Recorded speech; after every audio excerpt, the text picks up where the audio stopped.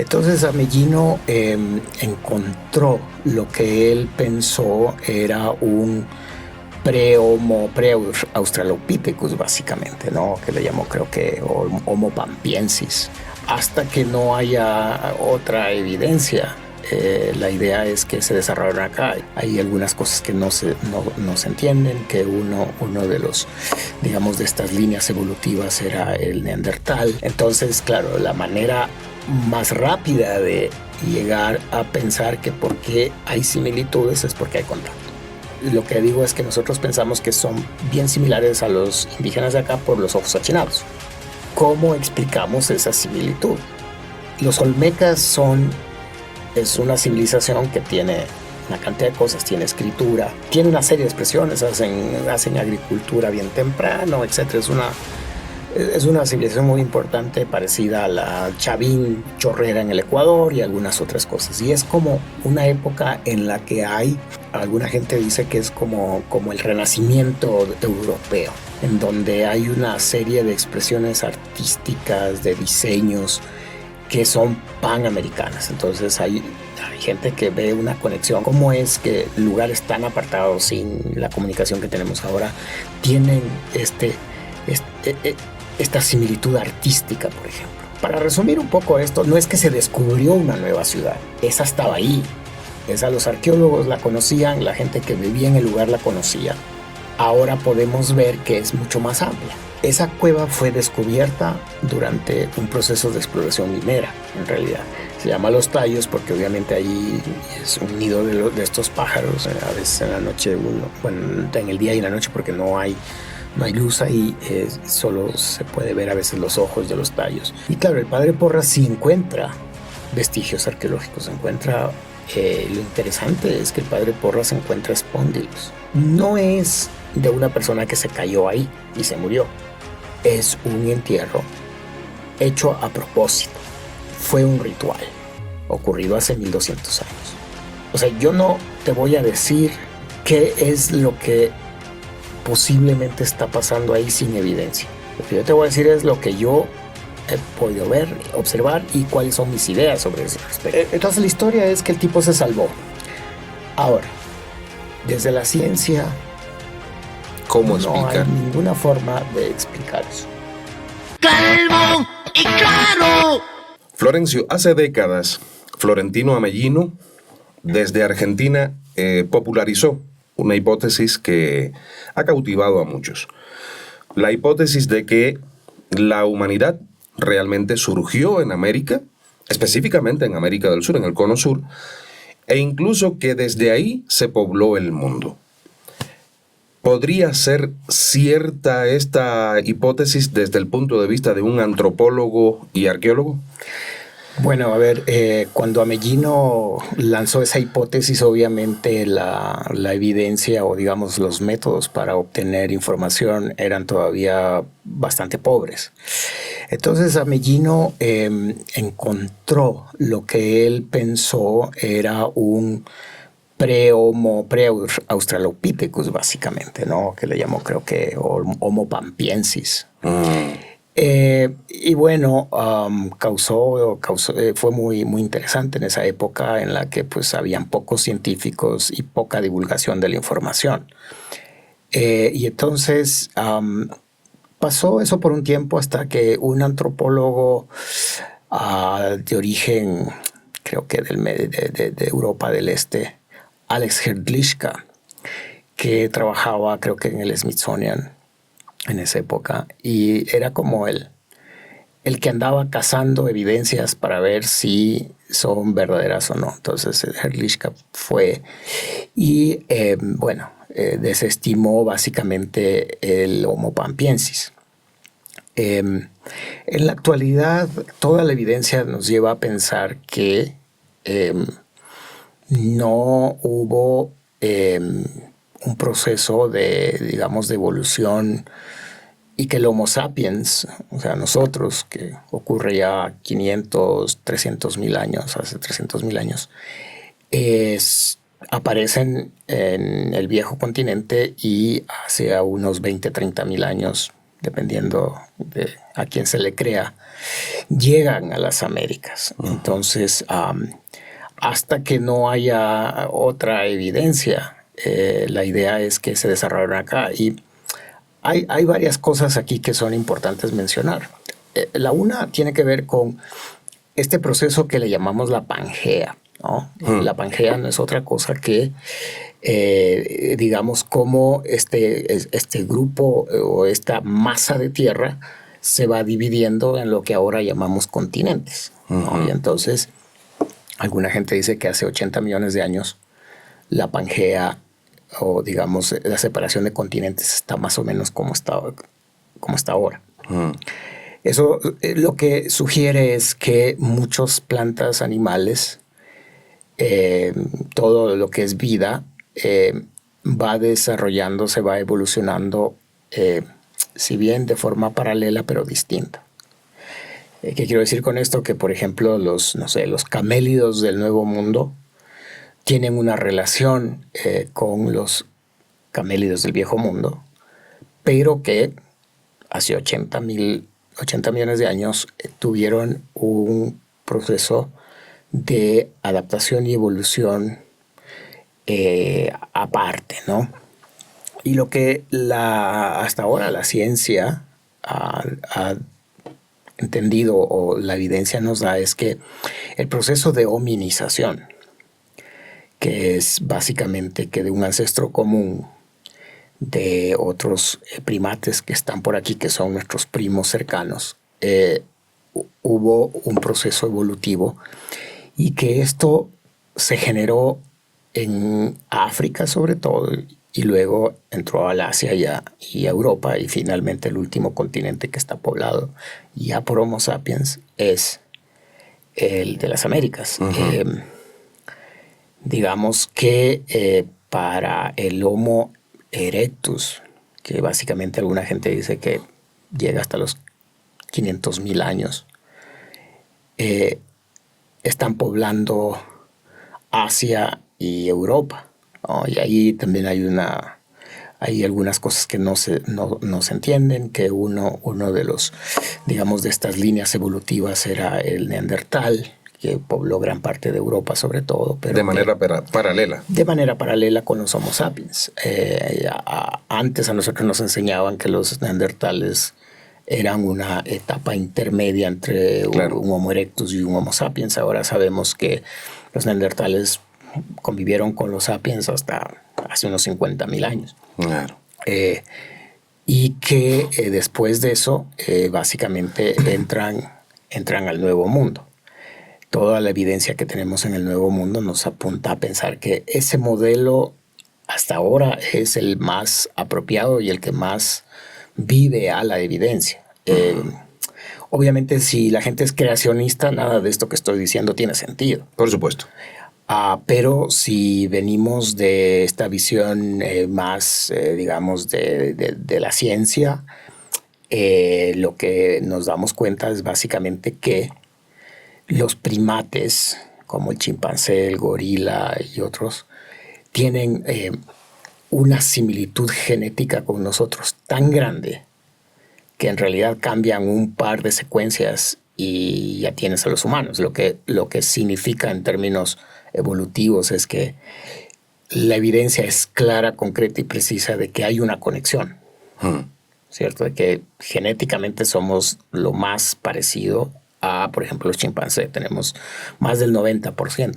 Claro, creo que un 98, 99%. Alguna gente dice 94, 98, depende de cuánto. Además, cada vez estamos teniendo mucha mayor, muchos mejores métodos para tener mayor evidencia y tener más claridad en cuáles son esas diferencias.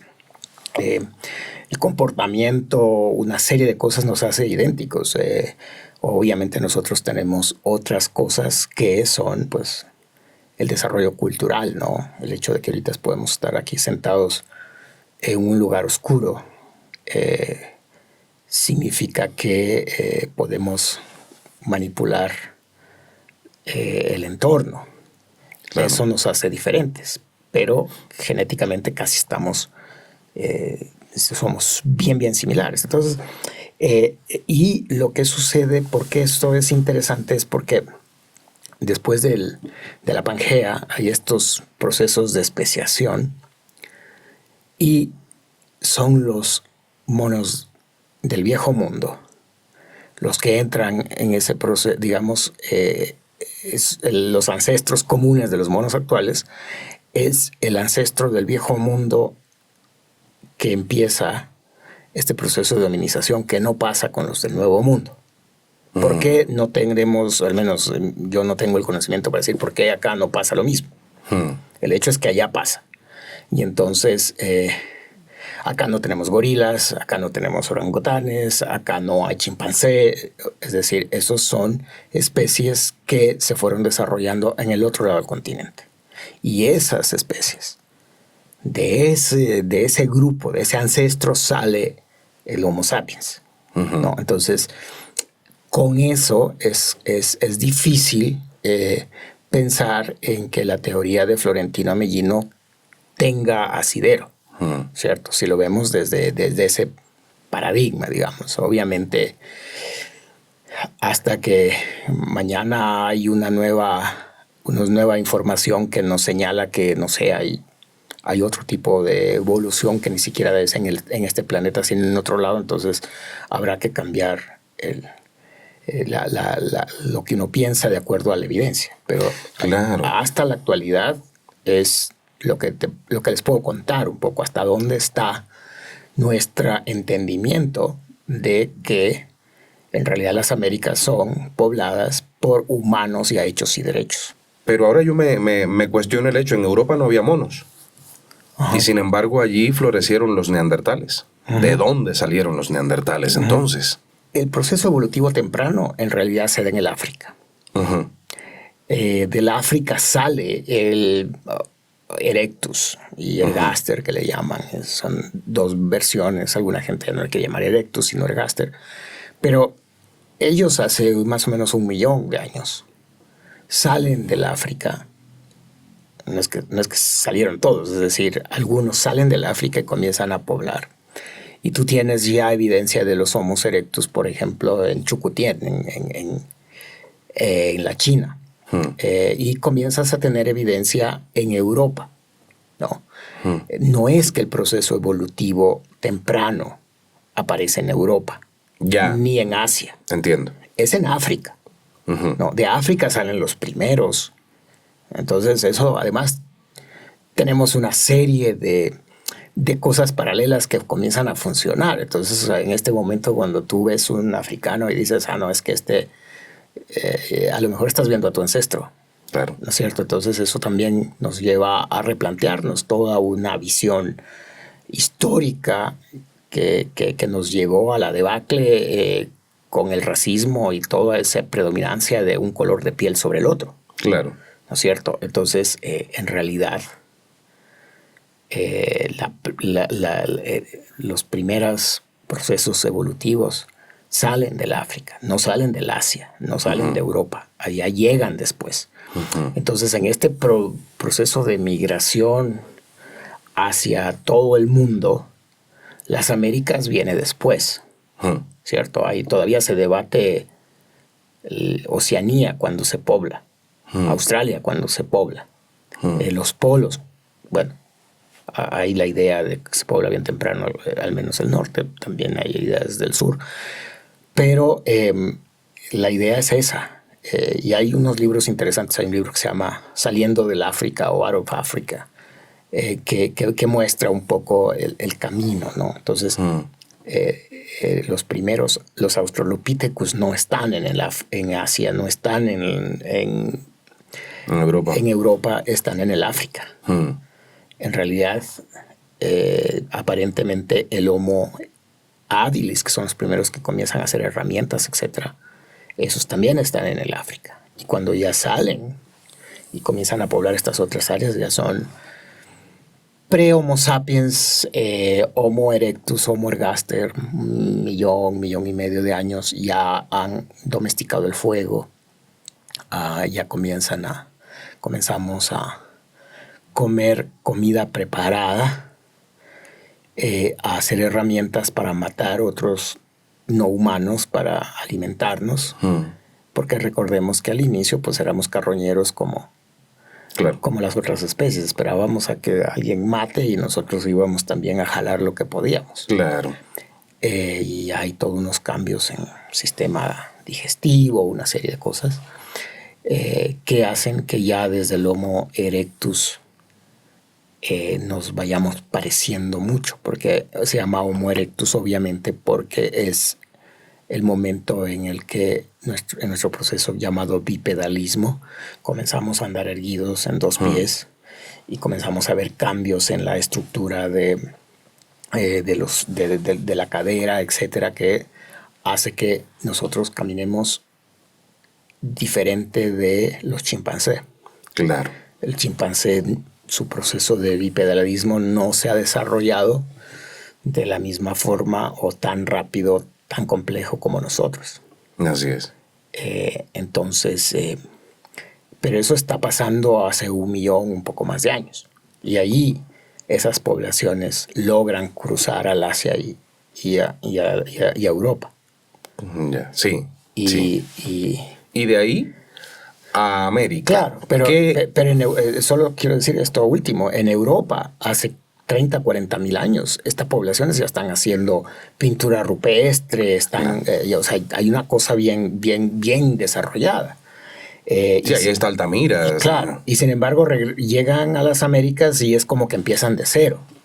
Sí. ¿No es cierto? Por eso incluso no le llamamos el mismo desarrollo, allá le llaman el paleolítico, acá le llamamos un paleoindio, un poco para irlo diferenciando, y porque aparentemente acá vienen unas sociedades cazadoras-recolectoras que pues obviamente no es que eran Colón ni nosotros ahora diciendo vamos a ir a conquistar tierra, sino más bien una cosa fortuita que seguramente tenía que ver con la persecución a la megafauna, a estos grandes animales del Pleistoceno. Claro, sobrevivencia. Sí, es lo que hacemos los humanos, ¿no es cierto? La gente ahora está, pero condenando la migración. Es que vienen pobres y claro, los pobres mismos van a ir a donde hay recursos. Claro. Esa es la historia de la humanidad. Así es. No es que es ahora, siempre fue así. Entonces, de igual forma, salieron del África, salieron del Asia. Una de las teorías es que los primeros que llegan acá vienen del Asia, pero también hay otras teorías alternativas que dicen que a lo mejor vienen también de Europa o de los dos lados o de otros lados también, ¿no? Entonces, ahí estamos en la teoría más aceptada, que es la del estrecho de Bering. ¿Y qué opinas tú? ¿Esta teoría se sostiene aún en el tiempo desde su surgimiento? Ya comentaste que existen otras teorías. sí. ¿Cómo está esta teoría del estrecho de Bering hoy, en el 2025? Ya, a ver, hasta creo que cuando tú y yo estábamos en el colegio y en la universidad, y de lo que nos acordamos, nos decían que el poblamiento del Nuevo Mundo era a través del estrecho de Bering. Y eso era el modelo estándar, básicamente. Claro. No había ninguna otra posibilidad, o a lo mejor en la escuela y en el colegio no nos decían, porque pues ahí las cosas se dan como casi como que son verdades, ¿no? Porque ya vienen enlatadas. Claro. Entonces, pero en la actualidad ese modelo ha sido cuestionado y no es el único. Me refiero a que no está descartado, pero no es el que está aceptado por todo el mundo. Y estamos como en el proceso de entender que hay, primero, no una sola entrada. Entonces, por ejemplo, hace algún tiempo, unos lingüistas, por ejemplo, se juntaron y dijeron, a ver, ¿cómo enfrentamos el problema del poblamiento del Nuevo Mundo? Entonces, ellos tienen una serie de técnicas, una llamada glotocronología, por ejemplo. ¿Qué es lo que hace esa? Un poco modela cuando una lengua se puede dividir en varias y cuando varias lenguas se pueden juntar en una, ¿cierto? Entonces, un proceso un poco más complejo que no es ni el tiempo ni el espacio. Pero lo que ellos al final del día... y entonces su muestra son todas las lenguas de los indígenas americanos, los cuales están mapeados. Entonces tú sabes que este viene de esta familia, este viene de esta otra familia, etcétera. Es decir, hay toda esta organización de lenguas por familias, por una serie de cosas. Entonces ellos dicen, la hipótesis de ellos es que si hay una sola migración, el tronco común lingüístico tiene que ser encontrado en las Américas. Tenemos que llegar al lenguaje original que hablaba esta gente cuando llegó, ¿cierto? Y además podríamos cuantificar, digamos, con el manejo estadístico, etcétera, cuándo pudo haber ocurrido. ¿Ya?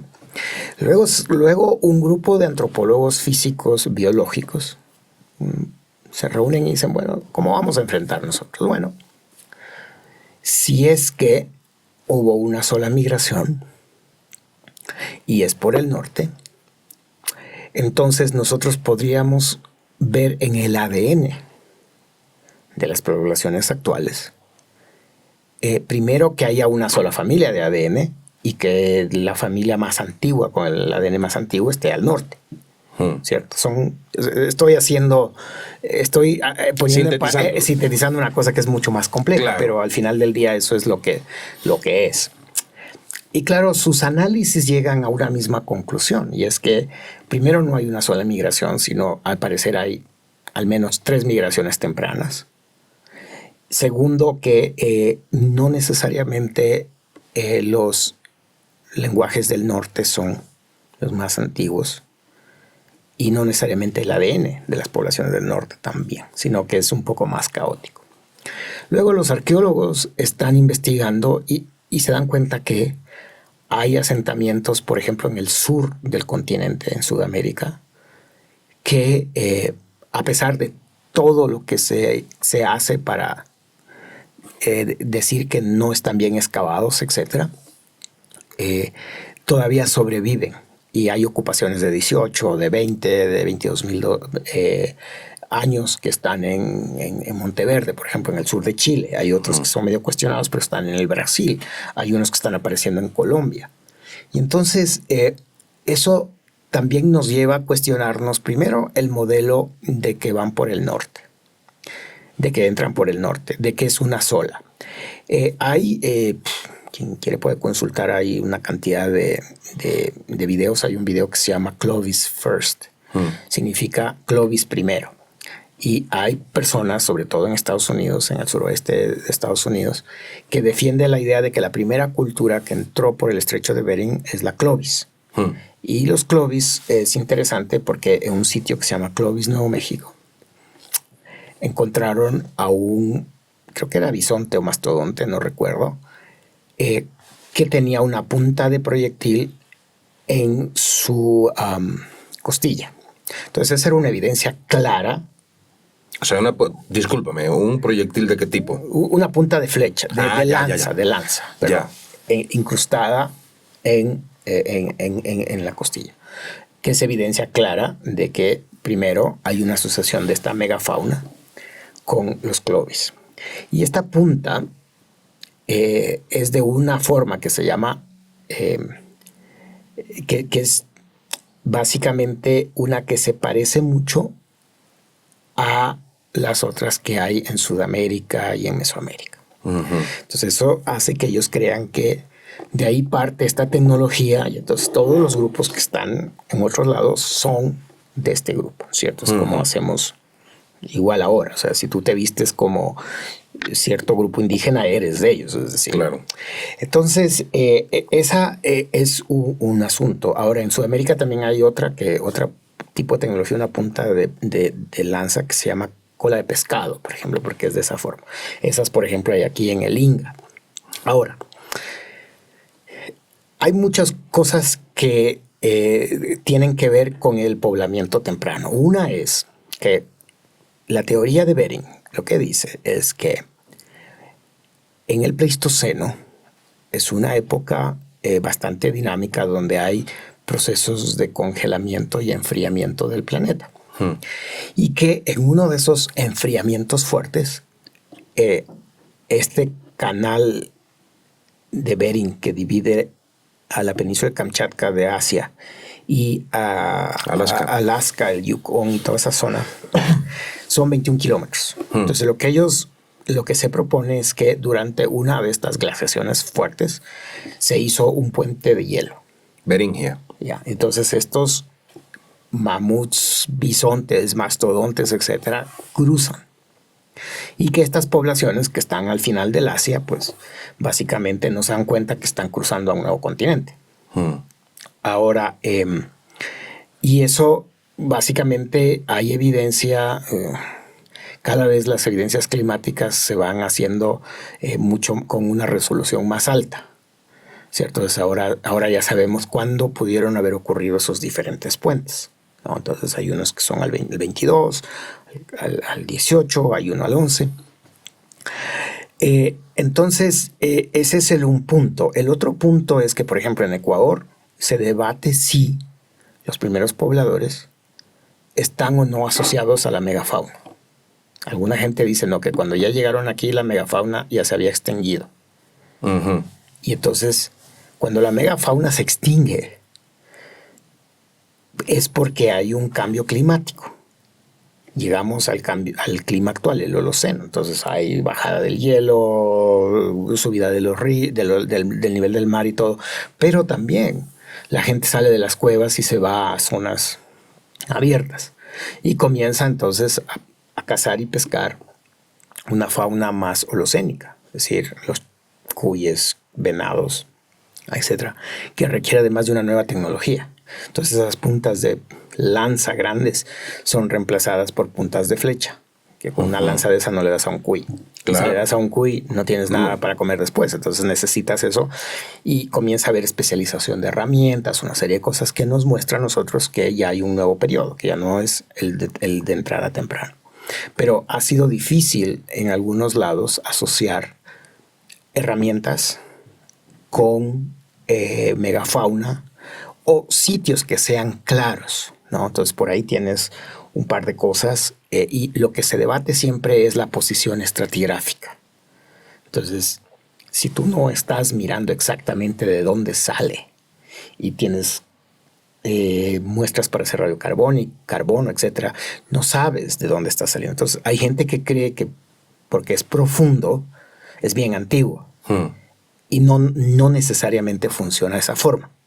Tiene que ver con qué actividades pasaron ahí, ¿cierto? Es decir, hay un árbol gigante y se pudrió en miles de años, dejó una cavidad y cosas ruedan hacia abajo, ¿cierto? O, no sé, alguien cavó, un millón de cosas, o el río se vino trayendo y con la fuerza en la pared va incrustando. Claro. Entonces uno dice, no, esto es del Cretácico. No, en realidad es de hace un tiempo que vino y se incrustó ahí. Entonces hay muchos factores de ese tipo que se necesitan mirar. Entonces, bueno, para hacerte la historia corta, básicamente hay 3 momentos tempranos que se están registrando. Esto puede cambiar, es decir, un podcast en 10 años y a lo mejor todo esto que estoy diciendo ya no tiene sentido. Pero al momento creemos que hay más de una migración. Posiblemente hay diferentes lugares por donde hay migración. Y claro, aquí lo que ahora toca explicar es estas migraciones alternativas que posiblemente vinieron por el sur, cómo llegaron. Entonces, hay gente que dice, no, los Homo sapiens están desde hace medio millón de años, ya están haciendo Altamira, ya están haciendo Lazo, ya tienen una tecnología fuerte. ¿Por qué no pensar que podían tener una tecnología de navegación? Que no dejó mucha evidencia porque pues, hay problemas de preservación. Es decir, mientras más vas en el tiempo, menos evidencia tienes. Entonces también es un problema. Entonces, pero básicamente hasta ahí estamos. Es decir, no se descarta que por Bering sí cruzaron. Pero que no fue el único lugar. Que no fue el único y que a lo mejor no fue la única vez.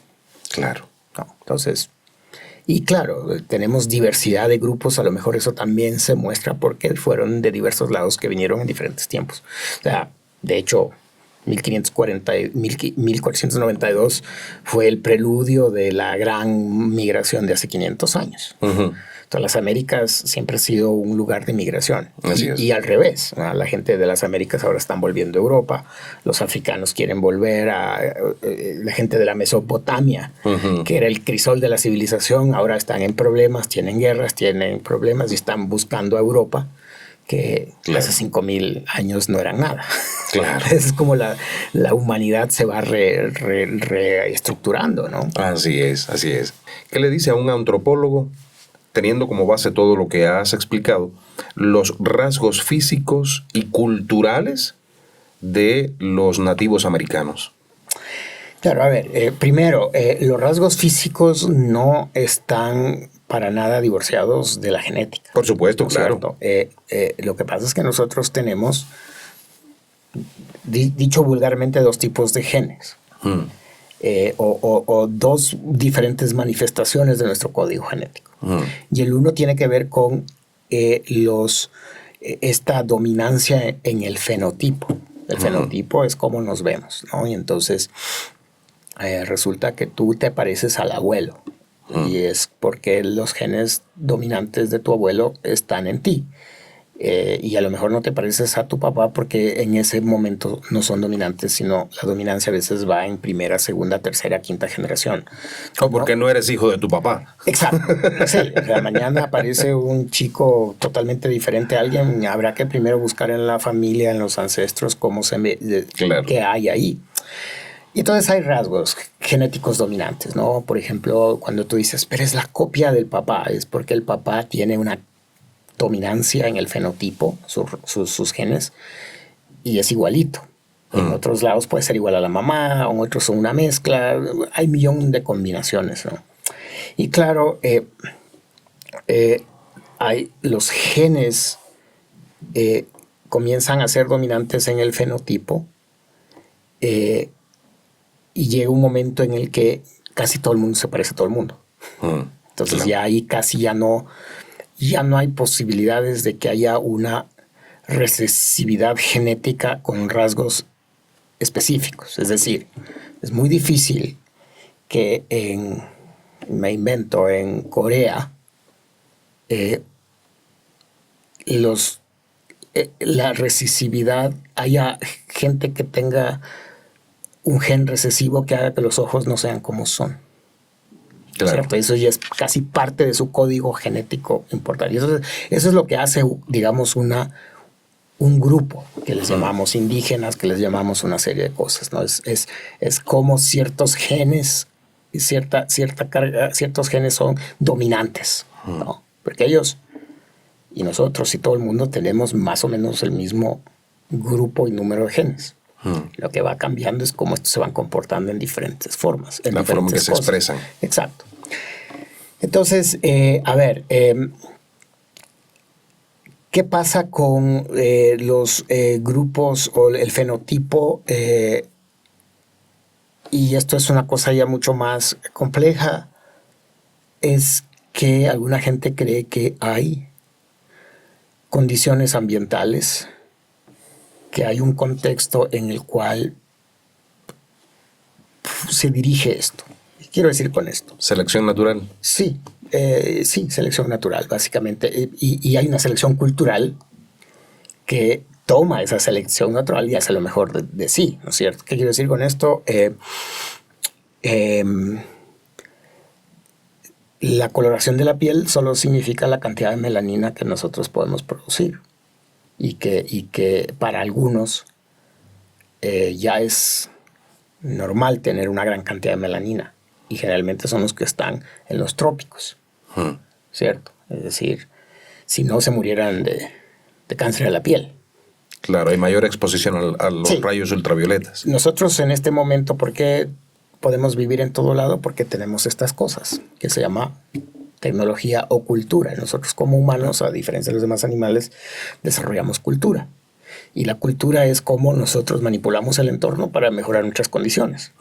Entonces no somos hechos para estar debajo del agua, pues hacemos unos tanques de oxígeno y nos ponemos y ya estamos ahí tranquilos. Y si no, tenemos unos submarinos. todo acondicionado para... o le tenemos a un tipo con estos cascos y estas cosas yendo a la luna. La creación. ¿No es cierto? Eso es la cultura. Eso nos hace diferentes a los humanos de los demás. ¿No es cierto? Nosotros manipulamos el entorno. Entonces, claro, cuando tú ves estos grupos diferentes en entornos, no sabemos realmente si se parecen porque tienen un entorno similar y el proceso de dominancia en el fenotipo nos lleva a eso, o es porque hay contacto. ¿Sí? Uh-huh. Entonces, claro, la manera más rápida de llegar a pensar que por qué hay similitudes es porque hay contacto. Y generalmente esa es la idea que domina el mundo. Claro. Sí. ¿No es cierto? Entonces tú dices, no, pues es que estos se parecen a los asiáticos. Hubo cruces ahí. Entonces eso significa que pudieron pasar por Bering Uh-huh. y fueron estos grupos del Asia. Uh-huh. ¿No es cierto? Obviamente es poco tiempo como para saber si hay un proceso de selección natural que haga que estos que vinieron de un lado no sean adaptados a esto. ¿No es cierto? Es decir... Sí, porque de hecho hay diferencias. Los asiáticos, por lo general, tienen la piel más clara que los indígenas americanos. Y habrá que ver, además, cuando decimos asiáticos, estamos sobre generalizando ¿de qué parte de Asia, una por supuesto? población de millones Claro. de personas, en donde Claro. también hay procesos étnicos, sino que, claro, los rasgos más salientes de ellos son cosas como, no sé, ojos, una serie, o sea, y claro, allí entonces ya comenzamos a dibujar una serie de cosas, pero claro, al final del día también tiene que ver con qué variables tú estás tomando para decidir si se parecen o no. ¿Y qué estás votando? Uh-huh. ¿No es cierto? Es un proceso de selección. Entonces, Claro. para ti es súper importante que tengan los ojos achinados. Uh-huh. No puedo imaginarme un asiático que no tenga los ojos Ya, achinados. pero lo que digo es que nosotros pensamos que son bien similares a los indígenas de acá por los ojos achinados. Claro. Porque de ahí hay otras cosas que no. Entonces, claro, para mí el punto es qué seleccionamos como fundamental para pensar de que hay similitud. Y luego, ¿cómo explicamos esa similitud? ¿Cierto? Entonces, aquí tenemos dos problemas de entrada. ¿Son similares? ¿Por qué tienen unos ciertos fenotípicos similares aquí y en el Asia? ¿Es por contacto o no es por contacto? Entonces, y claro, ahí es mucho más complejo porque también significa que en 11, 15, 20 mil años, no hubo ningún cambio en el fenotipo. Y que la gente se va a mantener igual. Entonces para mí son estos problemas por los que todavía no tenemos respuesta. Y cuando no tienes respuesta, tú tienes 50% de probabilidades de que vaya de un lado o que vaya del otro lado. Claro, claro. Sí. Y ahí estamos hablando de Asia y estamos teniendo en cuenta la teoría del estrecho de Bering. Uh-huh. Porque también hay similitudes en América y no solo descubrimientos de ADN, sino también en rasgos faciales con poblaciones de la Polinesia. Algo que reforzaría aún más aquellas teorías de que hubo diferentes entradas de poblamiento a América. Pero dentro de todo esto se dibuja algo que ha generado mucha especulación, Florencio. Y pongo como ejemplo, como uno de ellos, las colosales cabezas olmecas. Uh-huh. ¿Tú crees que, las colosales cabezas olmecas tienen obvios rasgos diferentes? Uh-huh. Tienen rasgos que unos dicen que son africanos, y de hecho, quien promulgó esta teoría del contacto africano hace toda una disertación sobre ello. Sí. Ahora no recuerdo su nombre. Hay un señor que se llama Van Sertima, por ejemplo. Es Él es el padre Van Sertima, sí.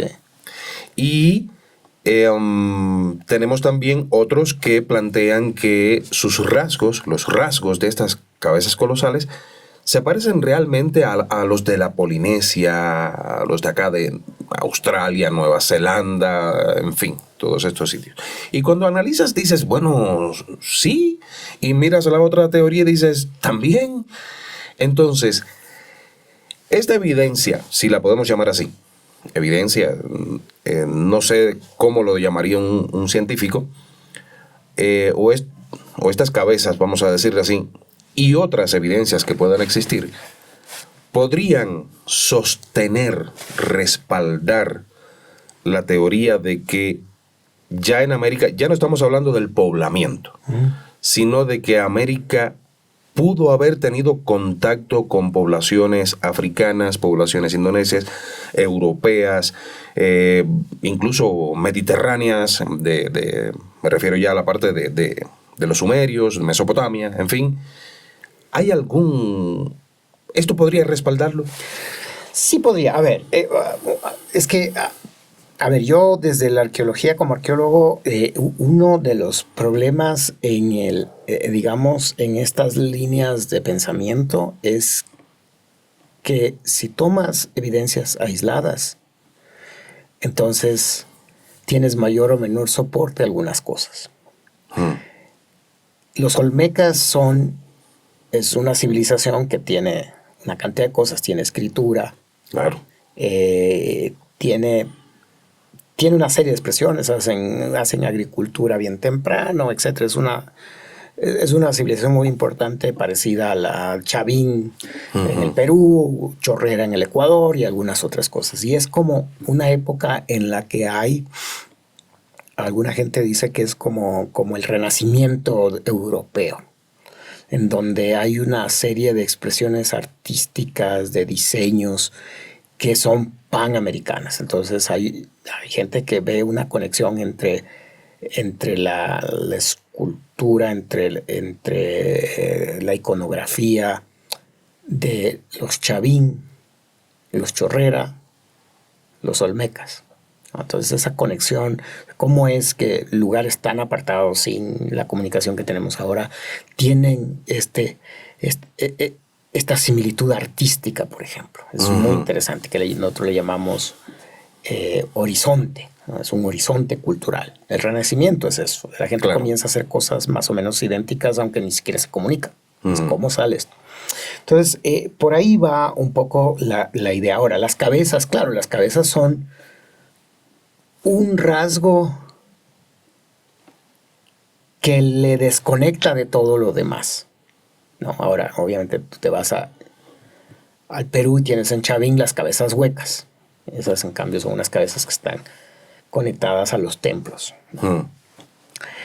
De que haya podido haber un contacto, muy posiblemente. A nadie que haya sido con el África, también. ¿Con qué parte del África? ¿Quiénes en el África?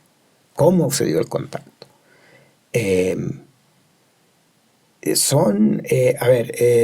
Ha habido muchas teorías del contacto. Alguna gente todavía cree, por ejemplo, que la cerámica temprana del Ecuador, los valdivianos, la aprendieron de unos tipos que vinieron de Japón. La famosa teoría transpacífica, ¿no? El problema con eso es que hay una diferencia de más de 1000 años. Entonces yo no me imagino a unos tipos en un barco, náufragos, viviendo 1000 años y trayendo el conocimiento de hacer cerámica. Además intacto, ¿no? Intacto después de 1000 años. De los tipos, lo que vinieron aprendiendo está, ¿no? Y eso no pasa. Nosotros en 100 años hemos cambiado tanto, en 500 años cambiamos mucho. Y entonces todo eso va cambiando. Ahora, yo en lo personal me declaro escéptico de las dos cosas. De que no hay o de que hay, de que se parecen a los africanos o no se parecen. También puede ser que en toda esta diversidad cultural pueden haber grupos o pudieron haber existido grupos en la misma Mesoamérica que tenían bastante similitud con los actuales africanos. Porque, ojo, estamos hablando de 2000 años de diferencia. Entonces, ahí hay un problema de tiempo y de espacio. Nosotros queremos creer que como se ven los africanos actualmente, se veían hace 2.000 a 3.000 años. Claro. ¿Cierto? Y que aquí no había nadie que se veía de esa forma. ¿No? Y ahí hay una cantidad de debates. Ahora, ¿qué quisiéramos encontrar? Tumbas. ¿Qué quisiéramos encontrar en las tumbas? Una similitud de ADN. El día que tú tienes esta gente en estas tumbas con un ADN que no corresponde mucho a lo de acá y te vas haces un análisis de con cuál concuerda más y concuerda más con algún grupo en África, entonces ya tienes la respuesta. Claro, evidencias concretas. Claro. Por lo demás son posibilidades. Claro. Y yo, desde mi visión de arqueólogo, no puedo elucubrar. Exacto. Porque si no, entonces ya la gente no tiene, digamos, mi análisis basado en los datos. La arqueología, a diferencia de lo que la gente cree, no es un cuento. Es una reconstrucción de lo más cercano a lo que debió haber pasado en el pasado. Y para esa reconstrucción necesitamos la mayor cantidad de evidencia posible. Si no hay esa evidencia, simplemente es una buena hipótesis, pero se queda ahí. Claro. ¿No existen entonces evidencias? Cerrando esta parte, ¿no existen evidencias que puedan relacionar con contactos precolombinos? De África, a ver, yo leí alguna vez que, alguna planta que entró aquí domesticada pudo haber entrado por el océano, pero también pudo haber venido así como fortuito. ¿El camote será? No, el camote hay evidencia de que sí parece, alguna gente dice que hay un artículo que hicieron hace tiempo de que sí hay una conexión de Oceanía, de la Polinesia con las Américas, sobre todo con la zona de Cañar y eso. Pero hace evidencia clara, concreta, o sea, esto es como un juicio, ¿no? Cuando le vas a condenar a alguien, claro, tienes que tener evidencia más allá de la duda. Claro. Para afirmar algo. Claro. Todavía es una buena hipótesis, no tiene que ser desechada, pero al momento es eso, es una hipótesis. Y a lo mejor es rico que siga siendo una hipótesis, porque eso... Claro, nos permite especular. Eso hace que la gente vuele con eso, sí, ¿no? ¿Para qué le vamos a quitar, claro, esa posibilidad? O puede ocurrir que en determinado momento se pruebe. Porque está... Claro, sería un gran avance, claro, digamos, a aclarar ya estas situaciones. Es que es un hecho. Y tú mismo lo planteabas hace un momento. Lo que ahora es, quizás mañana ya no es. Por supuesto. Pueden aparecer evidencias que derrumben todo lo anterior. Y claro. Recordemos, por ejemplo, Troya fue durante siglos un mito. Y le decían locos a aquellos que decían, sí, Troya sí existe. Troya sí existe. Y ustedes están locos. Hasta que en el siglo XIX la encontraron. Y ahí está Troya. Y tuvieron entonces que decir, bueno, sí, existía. Ahora, ya que estamos hablando de descubrimientos, en enero de 2024 hubo una noticia que sacudió literalmente el mundo. Se descubría, y eso quiero que me lo aclares, se descubría en la selva amazónica ecuatoriana, por la zona de Morona, Santiago, se descubrían estructuras, formaciones que daban pie a pensar de que se trataba, o de hecho se dijo que era una ciudad perdida que había sido encontrada gracias a la tecnología LIDAR.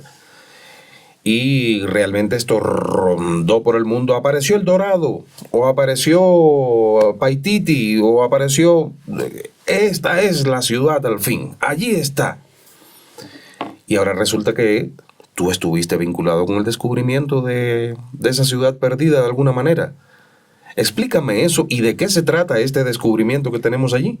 A ver, primero hay que decir que las investigaciones en el Lupano comenzaron en los 50s.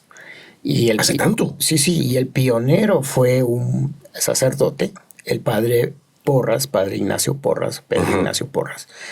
Él era profesor en la Universidad Católica.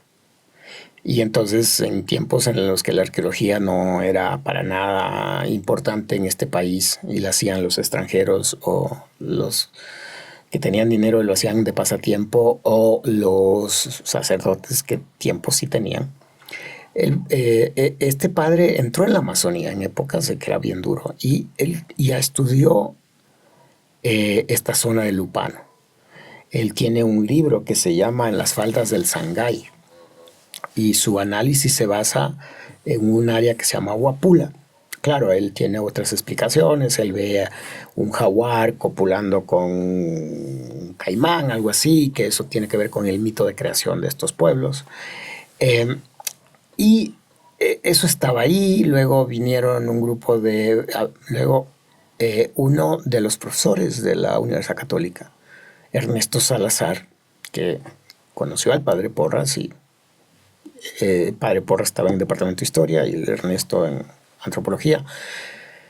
Creo que luego de que el padre Porras fallece, Ernesto ha desarrollado un proyecto para volver al Sangay. De hecho, hay un artículo en un libro que se llama De vuelta al Sangay. Yo me acuerdo, alguna vez estuve en Washington y ahí escuché una charla de él sobre el Sangay. Y él invita a un grupo de franceses, entre esos un señor Rostand, a excavar en el Lupano. Y luego se pelean. Entonces el señor Rostand se va y excava por allá a otro sitio que se llama Quilamope. Ernesto sigue haciendo algunas cosas, pero ya se jubila. Y entonces ahora hay un grupo nuevo, está Alden Yepes. Y el Lupano quedó así como botado.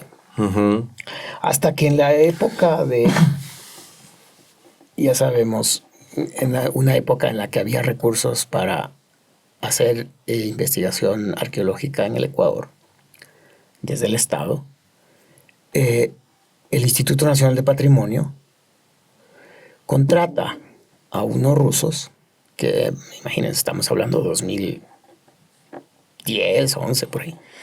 Era nueva tecnología, era la nueva frontera.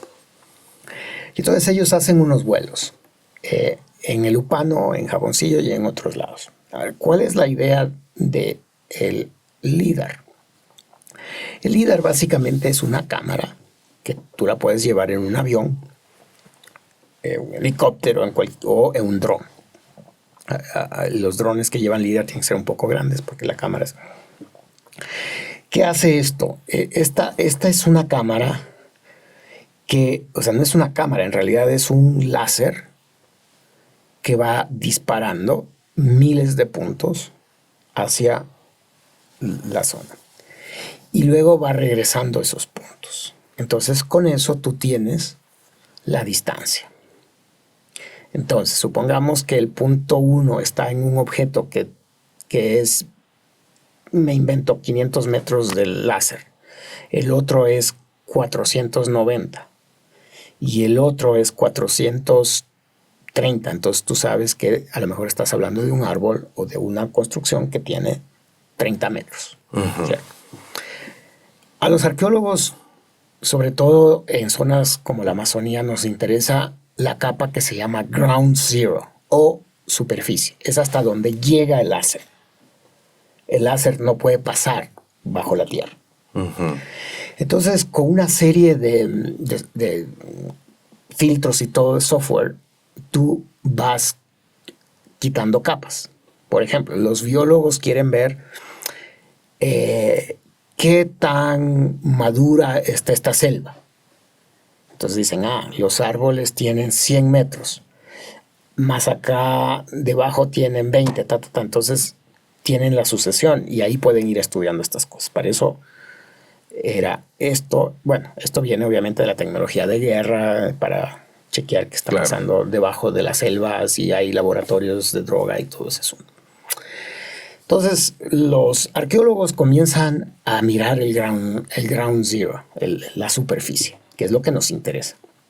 Entonces, estos rusos vienen, hacen su trabajo, le entregan al Instituto de Patrimonio, que tiene un convenio con el IGM para que maneje esto. Luego parece que ahí hubo unos líos, el IGM ya se salió del asunto y el INPC se queda con esos datos. Algo hizo, hay un artículo que hizo una chica española que era de estas becarias a Prometeo con alguien del INPC y eso se quedó ahí. Entonces, cuando íbamos a algunas reuniones fuera del país, sobre todo, habían ya gente hablando y mostrando fotos. Entonces yo un día me acerqué a los del INPC y les dije, vean, ¿y qué es de esta información? Me dijeron, no, es que, pero tú sabes, esto costó miles de dólares y los candados y toda una serie. Hasta que yo les dije un día, está muy triste que gente que no es ecuatoriana tenga esta información, la presente y nosotros, ecuatorianos, no tengamos acceso. Claro. Entonces ahí presionamos un poco y al final el INPC nos entrega la información.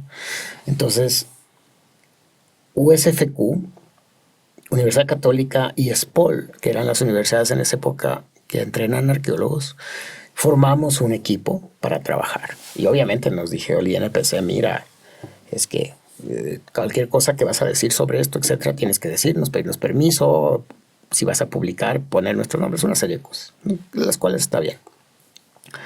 Entonces estábamos trabajando en eso y nuestra sorpresa, aparece en Science Magazine el artículo sobre el Upano, con los mismos datos. Luego investigando nos hemos dado cuenta de que esa información también se la entregaron a gente del IRD, a Rostán, etcétera, etcétera, ¿cierto? Y claro, ellos con toda la tecnología y todo, pues lograron hacer los análisis que a nosotros nos está tomando más tiempo. Ya en este momento ya esos análisis que hicimos por 2 años ya no sirven de mucho porque ya los hicieron ellos. El problema ahí es que nadie nos dijo, ni el INPC ni ellos, de que están haciendo esto. Y eso no es bueno para la ciencia. Pero bueno, más allá de eso, el punto del artículo es que no se descubrió una nueva ciudad. Lo que se hizo es que estos trabajos aislados que habían, ahora se los podía ver en una sola imagen. Mapeados. Sí. Entonces lo que tenemos es el LIDAR mapeó. Entonces, para mí, eso es el inicio de lo que tiene. Ahora realmente tenemos que aprender qué pasó, quiénes eran, qué comían. ¿Era un solo periodo o lo que estamos viendo en esta imagen son varios pueblos que vivieron en diferentes tiempos que la imagen los hace ver como que es de la misma época? Es complicado eso. Sí, pero eso va a requerir millones de dólares. Claro. Y realmente que el Estado, las organizaciones internacionales, todos se pongan pilas y no comiencen a, digamos, hacer unos huequitos por aquí, unos huequitos por acá, unos huequitos por allá, que no nos va a llevar a nada, sino pensar en un proyecto de 10, 20 años. ¿Qué vamos a hacer en los próximos 20 años y dónde vamos a ir? Entonces, para resumir un poco esto, no es que se descubrió una nueva ciudad. Esa estaba ahí. Esa los arqueólogos la conocían, la gente que vivía en el lugar la conocía. Ahora podemos ver que es mucho más amplia. Y entonces ahora hay que ver qué va a pasar con eso, ¿no? Porque todo el mundo aquí se emociona, pero... ¿Y hay alguien en estos momentos trabajando allí, estudiando eso? O sea, hay varios. Es el problema. A ver, nosotros como USFQ, Católica y SPOL tenemos un grupo que creo que se llama PARUS, que es el Proyecto Arqueológico del Valle del Upano. Hacemos lo que se puede basado en los recursos. Ahora, claro, el problema del Ecuador es que Es muy difícil poner a la gente juntas en una mesa. Y desgraciadamente lo que ha habido por muchos años es este divorcio entre la academia y el Estado. Entonces el Estado con el Ministerio de Cultura, el INPC, tienen su visión. Claro. Y a veces el problema también es que ellos dicen, no, nosotros lo vamos a hacer. Y entonces terminamos en una especie de competencia que no le ayuda a nadie. Cada cual ala para su lado. Sí, y tú tienes, el problema grande es que tú tienes a la academia pensando, siendo crítico, que no es ni mejor ni peor que nada, y tienes al Estado administrando. Entonces, el uno se pasa en la administración y por ahí hace algo, y el otro se pasa en el pensado, el uno tiene los recursos, el otro no tiene. Entonces, claro, esto sí requiere como que todo el mundo se ponga de acuerdo, se siente y diga, bueno, estos recursos hay. Esto vamos a hacer entre todos. Exacto. Al final, el único beneficiario para el que se debe trabajar es para el país. Y para el patrimonio. Exacto. Que además incluso el patrimonio ni siquiera es del país, es universal. Exactamente. O sea, lo cuida el Estado porque eso es lo que le toca, pero... ¿Quién sabe si ahí, en esas estructuras que se han encontrado, esté la respuesta a alguna de las interrogantes que nos hemos hecho en este podcast? ¿Quién sabe? Posiblemente. Además, recordemos, o sea, la Amazonía, el Upano, no, hace 200 años no era Ecuador. Claro. Era un territorio Sí. como cualquiera, era la Via Yala. Entonces, claro, y eso te decía, es decir, nosotros pensamos en el patrimonio como una cuestión nacional. Y obviamente es porque de ahí vienen los recursos y todo, pero realmente este es un patrimonio de la humanidad. Todo sitio arqueológico es de la humanidad. ¿Lo Exacto. declara el UNESCO? No. Exacto. Porque Así es. los valdivianos no hicieron cosas para que solo lo conozca la gente que vive al lado, sino Sí. que se maraville la humanidad sobre Es una eso y que página aprenda. más de nuestra historia. Exacto. Ahora, Florencio, este es un tema también que ha dado pie a mucha especulación. La cueva de los tallos, visitada incluso por Neil Armstrong, ha sido objeto de innumerables hipótesis, especulaciones, en fin, de que el padre Crespi, por allá por los 20, 30, coleccionó toda una elementos de una denominada biblioteca metálica que se encontraba allí adentro. Pero además existen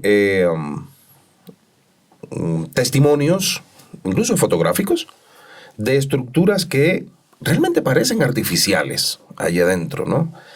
Y se habla de que realmente hay cierto ocultamiento con cosas que hay allá abajo de una aparente, llamémosla así, civilización intraterrena que tenía el conocimiento de la historia de la humanidad, que tenía un montón de conocimientos archivados en el sitio. Y se han hecho libros, se han hecho montones de documentales sobre todo esto. Tú como antropólogo, como arqueólogo, ¿qué dices a esto? En primer lugar, ¿hay evidencias de que exista en ese lugar? Porque además tengo entendido, discúlpame, hago un paréntesis, tengo entendido de que hay ciertas partes de esa cueva que aún no se han explorado. Existen evidencias de que pudo existir realmente esa biblioteca, llamémosle así, como le llaman todos, ¿no? Esa denominada biblioteca metálica. Esas estructuras que hay allí, esas formas que se ven, ¿son naturales o artificiales? Como tú dices, se ha escrito mucho, se ha explorado poco. Y hay muchas cosas de las que se puede hablar. A ver, primeramente, la Cueva de los Tallos obviamente es una cueva subterránea, baja es 80 metros y lo que sucede es que tiene una cantidad de pasadizos. Ahora, esa cueva fue descubierta durante un proceso de exploración minera, en realidad. O sea, descubierta para Occidente, porque los shuaras que vivían ahí y toda la gente que vivió allá lo conoce. Se llama Los Tallos porque obviamente ahí es un nido de estos pájaros y a veces en la noche, bueno, en el día y en la noche porque no hay luz ahí, solo se puede ver a veces los ojos de los tallos. Y los shuar, por ejemplo, lo que hacen es se bajan para cuando caen al suelo, se los comen, ¿no? Entonces, a ver, primera cosa es que es una cueva húmeda. Entonces hay muchas estalactitas, estalagmitas que nos dicen que es una formación de millones de años, es súper antiguo. Y ahí pues obviamente este señor Stonehall, que era un escocés, él leyó un libro que se llamaba El oro de los dioses, ya está en el libro, Eric von Däniken. Von Däniken, que es obviamente es un bestseller, pero Claro. en la academia obviamente la gente le tiene una mala reputación porque el señor no tiene datos. Entonces, Stan Hall,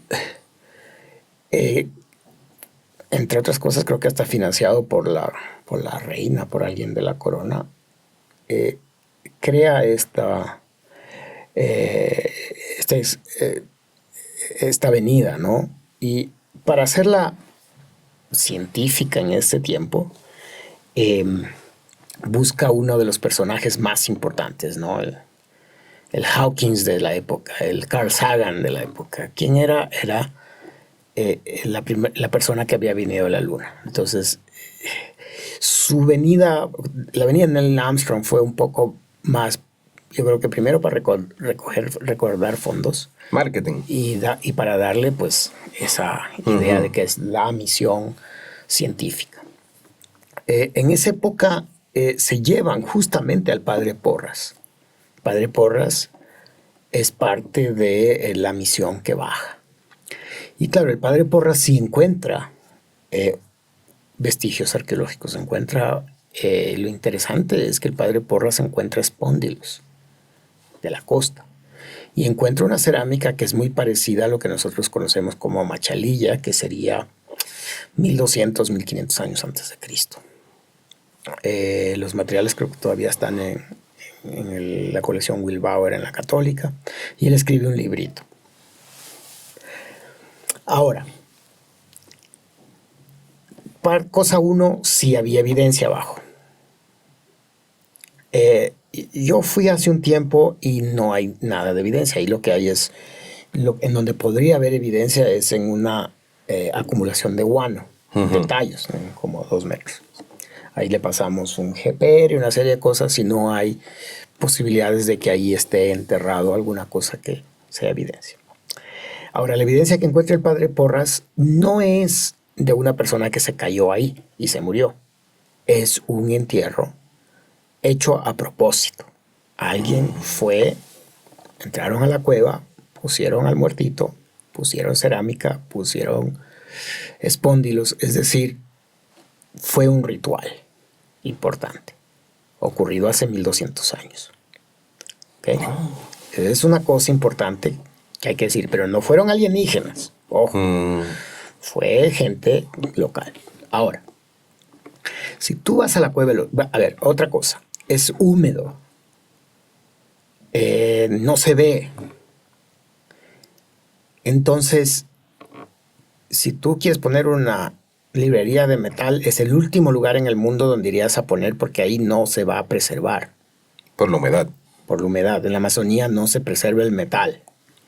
Ahora, obviamente, si estos teóricos de los alienígenas dicen, no, pero es que ese metal era un supermetal, y eso es otra historia, ¿cierto? Entonces sabes que para probar cosas que ya te fanatizan, tú le vas a encontrar todas las explicaciones posibles. Entonces, olvídate, metal. No. ¿Qué es lo que hay? Se ha explorado parte de la cueva, hay unas partes que no están exploradas. Primero porque los pasadizos ya se cierran. Entonces tú sabes que hay unas cámaras al otro lado, pero no puedes pasar. No están, si estuvieron conectados alguna vez, ahora ya no están. Y no sabemos si están conectados tampoco. O sea, te das cuenta que en algún momento hay que ir y pasarse así como bajo el agua, etc. La última vez que fuimos, se exploró una partecita más. Ya. Ahora, entonces, más allá de hechos sobrenaturales y todo, que si te metes en ese medio, todo lo puedes explicar. Pero si queremos hacer una explicación así, normal, no paranormal. Basada en evidencias. Normal, nuestra, como Homo sapiens, con todos nuestros tecnología y todo, difícilmente que la cueva pueda haber albergado una civilización. Una cosa, si tú vas a la cueva, tú quieres salir de la cueva. No es un lugar. No es agradable. Para nada. No ves, sudas. Me imagino que debe haber alimañas allá abajo también. Hay serpientes, hay de todo. Y la última vez que yo fui, o sea, básicamente para ir al baño te dan una paleta para que excaves y estás excavando el popó de otros que llegaron antes. Porque no es que hay, te das cuenta, las condiciones no son buenas. Y tú sales y ves esa selva exuberante y no creo que seas tan, discúlpame la palabra, no es por otra, tan imbécil para meterte a vivir en esa cueva cuando tienes toda esa selva acá afuera. A no ser que sea por una cosa sobrenatural, religiosa, lo que ya, pero esa parte y para mí es un camino escabroso al que no voy a entrar porque para eso no necesito ser arqueólogo. Claro. O sea, yo como ser humano cualquiera puedo opinar y decir lo que quiera. Y tengo la misma posibilidad de que mi opinión sea tan básica o tan compleja como cualquiera de los que nos ven y nos escuchan. Claro. Y yo como arqueólogo obviamente me he entrenado en otras cosas y de eso puedo decir. Entonces, las formaciones geológicas son formaciones naturales. Por más que parezcan y queramos que sean culturales, no son. El padre Crespi. Padre Crespi, obviamente no vamos a justificar la falta de evidencia diciendo que el man estaba medio loco, no sé qué. Tenía una personalidad extraña y extravagante.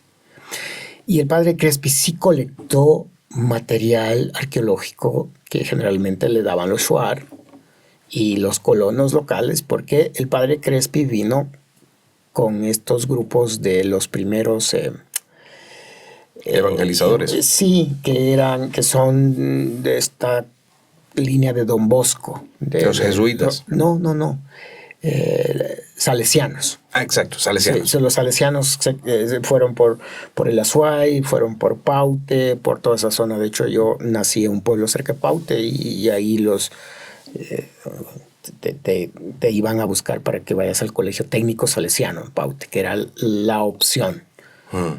Entonces, claro, los salesianos llegan, entre esos llega el padre Crespi y obviamente pues los shuar y los colonos le comienzan a dar estas cosas. O sea, los padrecitos, tú sabes, en estos lugares son los que más todo el mundo les quiere y tiene poder. Y entonces él tiene su colección, se la lleva a Cuenca, obviamente. Pero discúlpame, en esa colección yo he visto imágenes que no sé si serán reales, de que tiene unas placas metálicas con grabados raros. A eso me voy a referir. Entonces, él dice que esas les regalaron ahí y que vienen de la Cueva de los Tallos. Y ahí comienza el mito. Verás, nosotros hace poco tiempo estuvimos en una filmación de un documental que está ahí en las redes. Y entonces este arqueólogo se trajo un aparato que lo que hace es ver la composición química del metal. Y entonces comenzamos a medir. Y en la mayoría de esos hay, por ejemplo, platino. Hay algunos componentes que no habían en esa época. Entonces lo que quiere decir es que son hechos hace poco tiempo. Cosa una. A ver si entendí. Con estos equipos detectan que hay elementos, hay minerales, hay metales que no tenían por qué estar en qué época. Exacto. En la época en la del padre. Hasta hace 100 años. Hasta hace 100 años. Ya. Lo que quiere decir que esas placas fueron hechas hace unos 100 años. O hace unos 50 años. O sea que esto que porta el padre Crespi pudo haber sido una farsa. Verás, yo tengo mi teoría. Mi teoría es que en Cuenca hay la calle de los ojalateros. Tú te vas a la calle de los ojalateros y esos manes te hacen maravillas, lo que tú quieras, de hojalata. Entonces, tienes una placa que tiene un elefante. Tienes una placa que tiene unos glifos sumerios. ¿Cómo aparecieron? Cojo una revista, cojo el glifo sumerio y le digo, señor, hágame esto. Tan simple como eso. Entonces, no sé si el padre las hizo. No sé si alguien las mandó a hacer y se las engatusó al padre diciendo, vea esto. Y el padre no sé por qué, o ya estaba medio cucú, o lo hizo a propósito, comenzó a decir que eso viene de allá. Y entonces no estoy seguro si el padre lee a von Däniken o von Däniken toma lo del padre y escribe eso. Creo que es lo segundo. Claro. Ya. Entonces, ahí viene la línea de argumentación en donde tenemos que mirar ese tipo de cosas. ¿No? Entonces, yo he visto esas placas. Existen todavía esas placas. Claro, están allí en el Museo del Banco Central, ex Museo Banco Central en Pumapungo, en el Museo Pumapungo. Ahí están algunas, no todas. Porque se dice que mucho se desapareció en un famoso incendio. Sí, pero es que cuando, o sea, no sé, para mí esas coincidencias de que justo desaparecen en el incendio, entonces como ya desaparecieron, entonces tiene que ser verdad, no me convence. Sí, es un buen relato. Claro. Y entonces, ¿qué haces? O sea, matas al testigo. Entonces no hay testigo y entonces tu historia tiene que ser verdad. Entonces, la historia del incendio, sí hubo un incendio. Ahora, que haya sido provocado, que era para desaparecer eso, bueno, y eso viene con las teorías conspirativas. Claro. Sí hay algunas de esas placas. Y yo te digo, es hojalata.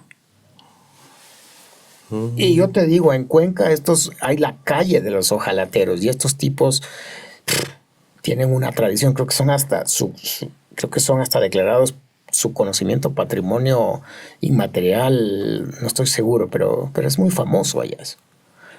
Entonces yo creo que toma 3 pelos en la cabeza de comenzar a unir estas cosas y pensarlo de esa forma. ¿Cierto? O sea, claro. ¿Cómo es que no? O sea, ahí están, tú vas ahí, compras. Yo no he hecho eso, pero algún rato voy a coger un cuadro de algo y le digo, oiga, escúlpamelo. Y eso. Entonces, a ver, ahí hay una serie de cosas que hacen que el discurso, el cuento, no sea tan fácil. Ahora, también entendemos que hay gente que hace una carrera con ese cuento. Y obviamente nadie quiere probar que lo que ha dicho no es verdad. Y entonces, seguramente, o sea, yo tengo amigos y hasta ciertos colegas que creen esas historias, pero yo creo que es una necesidad mental de pensar que hay algo más que explique nuestra existencia.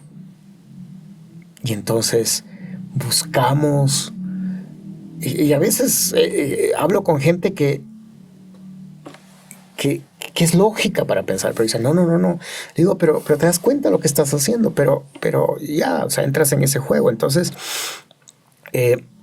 no sé, yo obviamente fui a la cueva llevé una estación total, llevé una serie de cosas para mirar. O sea, lo que habría que hacer ahora es volar un droncito y hacer unos LIDAR de todo eso, a ver si por ahí se puede ver algo. Pero no hay agua, o bueno, hay agua que pasa por de las estalactitas, estalagmitas. Pero eso te digo, no hay...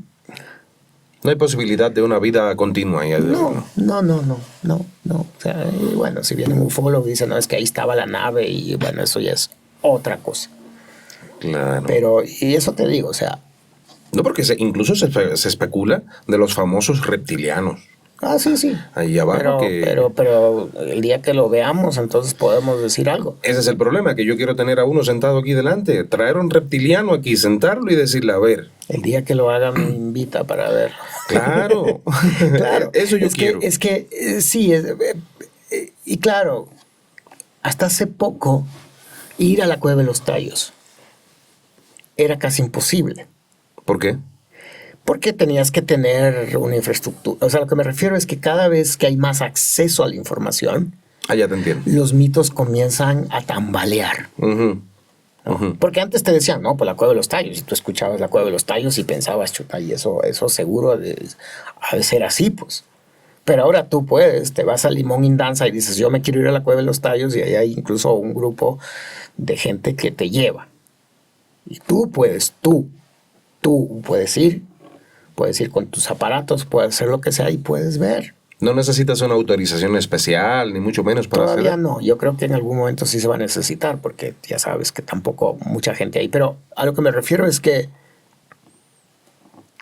o sea, yo no te voy a decir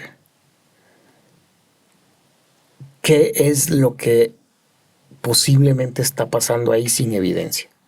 Lo que yo te voy a decir es lo que yo he podido ver, lo que yo puedo observar y cuáles son mis ideas sobre ese respecto. Te entiendo. Ahora, son muy simples y a lo mejor a mucha gente no le guste porque pues quiere oír algo que le llene y le diga, no, pues sí hay un mundo más complejo por ahí.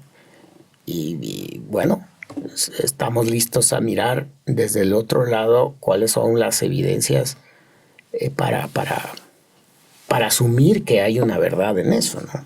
Es como el caso de la mancha que aparece en la pared. La mancha que aparece en la pared, creo que en algún momento lo conversamos, que aquella persona que tiene una ferviente creencia religiosa, pues dice, no, esa es la cara de Jesús. Exacto. Esa es la cara de Jesús. Pero aguanta, es una mancha de humedad. Sí. No, la humedad hizo la cara de Jesús. Sí. Eso, porque eso tenía que salir ahí. Por supuesto. Pero cuando tú la ves, o la ve otra persona que no tiene ya una predisposición a ello, Exacto. no encuentra la cara de Jesús, no la ve. Sí. Es simplemente una mancha, un moho que está viendo en el O sitio. te traes a alguien de una cultura que no sabe nada del cristianismo y le dice, ¿qué ves? Claro, no lo vas. ¿No es cierto? Exacto. Por ahí va la cosa, ¿no? Exacto. Porque es que la mente es tan poderosa que Tiende a asociar con las experiencias por vividas. supuesto, y te termina haciendo ver y creer cosas que para ti existen, pero en la realidad no sabemos. Ahora que dices, para ti existen, en lo que, como te expresabas, por favor, a los espectadores de Ecuador, atención, porque ya hemos debatido sobre este tema en otras ocasiones en mi otro canal, pero ahora tengo la oportunidad de tener frente a mí a un antropólogo, arqueólogo, para hablar sobre el tema. El reino de Quito, el vilipendiado reino de Quito, ¿existió o no existió? Es decir, es una pregunta interesante y que sí necesita ser dicha y expresada sin pelos en la lengua, ¿no? O sea, yo seguramente lo que voy a decir a alguna gente no le va a parecer, pero esta es mi opinión y me voy a basar en información que tenemos. Es que tú y yo pensamos igual, nosotros no decimos lo que quiere la gente escuchar, Chévere. sino lo que... Lo que hasta ahora la evidencia nos permite. ¿No es Exactamente. cierto? Porque puede ser que mañana alguien hace el descubrimiento que nos lleva a pensar de que un reino, una civilización, como la presentó el padre Juan de Velasco, sí existió. Hasta el momento, la evidencia arqueológica nos lleva a pensar de que no, de que esa es básicamente más una construcción, una narrativa, no sé si hasta cierto punto una idea de cómo debería o cómo se vería. A ver, cosa uno. El Ecuador es un país pequeño, megadiverso, en términos ecológicos, biológicos, ¿no es cierto? Nadie contradice eso. Por supuesto. ¿Cierto? Nosotros sabemos que la diversidad ecológica, biológica, climática, produce diversidad cultural, ¿cierto? Ecuador, entonces, también es una potencia en términos de la diversidad cultural. Tú te vas a cada valle y hay una cosa diferente. Es riquísimo en cultura. Y eso es lo que nos encanta.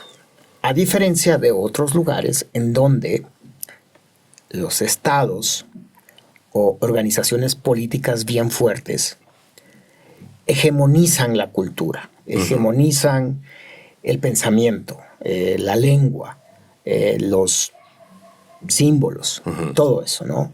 Entonces, cuando los incas aparecen, por ejemplo, en Perú, bueno, primero antes los tiwanaku, los wari, etc., aparecen los incas y comienza ese proceso de hegemonía, claro, de homogeneización cultural. Llegas a Ecuador y cuando llegan los españoles, básicamente, estamos en esa época de consolidación de esta pelea entre Huáscar y Atahualpa. Entonces no se llega realmente a imponer y consolidar el imperio. A pesar de eso, tienes que ha habido grandes cambios con los cañaris aquí mismo, porque los incas en ese tiempo, aunque todavía no consolidaban, ya tenían poder sobre las poblaciones locales y comenzaron a hacer cosas como traer mitmas, ¿cierto? Estos grupos que traían de varios lados a mezclar gente, etc. Hicieron el Capañán, o lo mejoraron, no sabemos si ya eran rutas antiguas, hicieron tambos, una serie de infraestructura. Y entonces llegan los españoles, llega la colonia, y cuando llegan estas luchas de independencia, básicamente Guayaquil ya se había liberado. Aquí se da el grito de la independencia muy temprano, pero no es hasta 1824, 22, que nos liberamos o que se da la batalla de Pichincha y los españoles finalmente terminan. En ese momento, ¿qué pasa? Bolívar y San Martín se están encontrando en Guayaquil. ¿Con qué propósito? Con el propósito de ver a dónde se van a anexar ciertas regiones. Que recordemos que en Perú, por ejemplo, hay mucho más trabajo de San Martín que de Bolívar. Y entonces la disputa era por ese territorio. ¿Por qué? Porque recordemos que Guayaquil, incluso Cuenca, era parte del Virreinato de Lima, mientras que acá era más de la Real Audiencia de Quito, que pertenecía pues a Nueva Granada, y muchas cosas incluso estaban en el Pasto, ¿cierto? Pasto también era territorio de la Real Audiencia, bueno. Y entonces cuando se crea la Gran Colombia, ya sabemos lo que pasó, y luego cuando la Gran Colombia se divide, pues Venezuela se consolida, Colombia se consolida y Ecuador básicamente es unos retazos ahí, y se crea el país básicamente, incluso llamando a un nombre que es un nombre de una línea ficticia, ¿no es cierto? Ecuador. Ni siquiera se pudo poner de acuerdo en cómo le vamos a llamar, porque ahí habían estas disputas regionales que ha sido el caldo de cultivo de nuestros problemas por muchos años. Y entonces, en esa situación tan valiente, aparece el padre Juan de Velasco y crea una narrativa sobre la existencia en el Ecuador de un gran reino. Y recordemos que estos además son términos muy españoles. Claro, reino. ¿Cierto? Al Tahuantinsuyo le llaman el reino de los incas. ¿No es cierto? Y comienzan también a crear todas estas ideas de que hay reyes. Al inca se le llamaba rey. El Zapa Inca es rey, las princesas, todo eso. La nobleza. Exacto, que es un discurso desde España sobre lo que está pasando acá.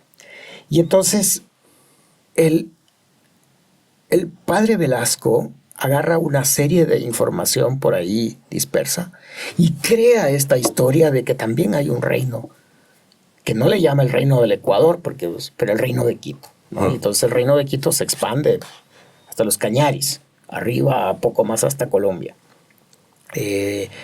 Y entonces identifica unos grupos como los Shiris, y luego hay un señor que es Anel Oliva, creo que es, que escribe sobre el mito de los Caras. Entonces, que subieron de Villa de Caracas y fundaron el Carán, etc. Entonces, algunas de esas historias comienzan a juntarse ahí y él crea toda esta historia del reino de Quito.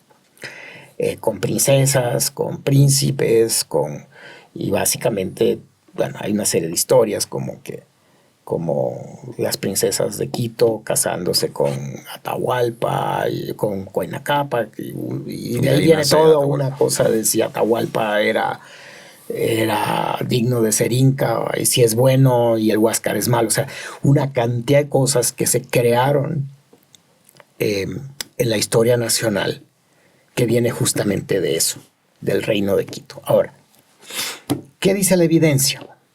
La evidencia dice que básicamente el país y el área interandina, etcétera, era un conglomerado de grupos organizados políticamente, sí, jerárquico, pero no tan fuerte como para llamarse un reinado. Habían, qué sé yo, cacicazgos que les llamamos. Aquí estaban todos los de la Sierra Norte, cayambes, caranquis, qué sé yo, tabalos, abajo los cañaris mismo, toda esta población cañari organizados en diferentes cacicazgos regionales, al igual que en la costa, los manteños, etc. Es decir, organizaciones políticas mucho más pequeñas, no una sola, sino varias, que de alguna manera eran interdependientes. Entonces, mientras que en el Perú a un grupo de un valle le tocaba ir y pelearse con el otro para obtener recursos, aquí tú podías ir en un día de caminata y ya tener acceso a ríos navegables. Entonces, fácil comunicación que todavía existe. Y eso hace que, ¿para qué vas a ir a conquistar un territorio? Si tú puedes entrar en una relación comercial, depender de esa gente que te traiga cosas, ¿cierto? En la actualidad, tú ves aquí en el Ecuador, comemos ceviche fresco al rato de que lo pescaron en el mar. Entonces, la amplia comunicación creó estas ideas de estos cacicazgos interdependientes. Y eso no lo digo yo, eso lo dice la historia y eso lo dice la arqueología que se ha hecho en los últimos 100 años. Entonces, aquí tenemos una disputa entre lo que dice la arqueología, lo que dicen algunas fuentes etnohistóricas y lo que dice el padre Juan de Velasco.